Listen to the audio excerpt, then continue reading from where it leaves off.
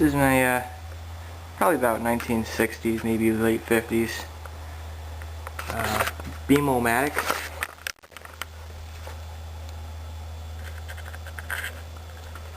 It's made by the UC Light Manufacturing Company, Crystal Lake, Illinois.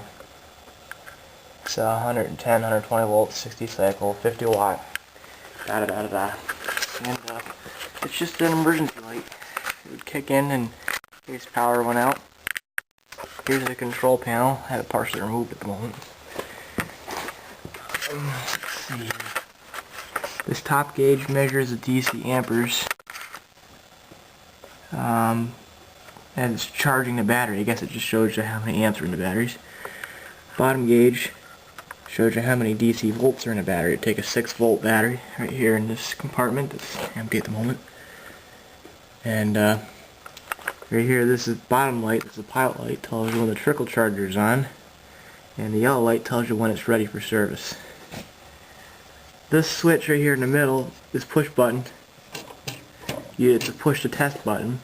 And the switch above it is a floodlight cutoff switch. I'm not really sure what that does at the moment.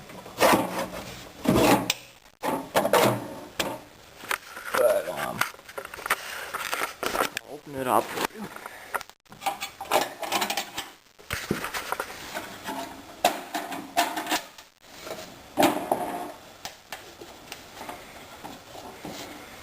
There. See, this is where the battery goes. It actually has its original battery clips, or a little loop right there. I just put these clamps on it.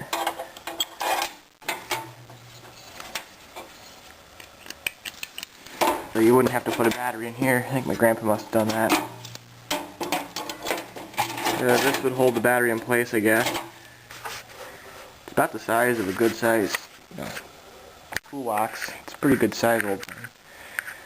And right here's where the electrical connection's made. This right here is 2 wires hanging down. Let me show you.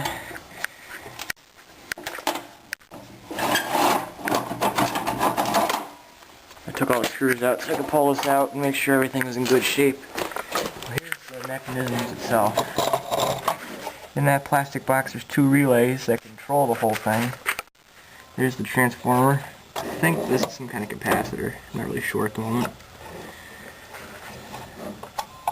It seems to be in very good shape. 2 fuses, one for AC, one for DC. And back in there you can see the 2 wires hanging down. That's where the line cord hooks in. I took the line cord off because it had some bare spots. And I don't want to put just any cord on here because these are all aluminum wires.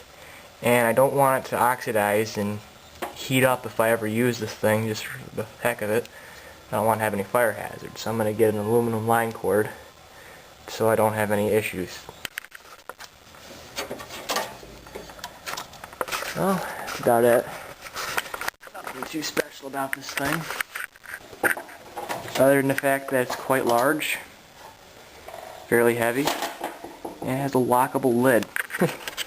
Interesting, isn't it? I just thought it was kind of neat.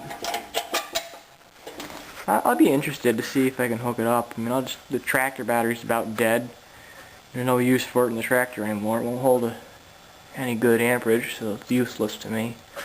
So I'll just hook this thing up and see if it'll put out any light. They're 2 25 watt 6-volt bulbs. Let's see what it does.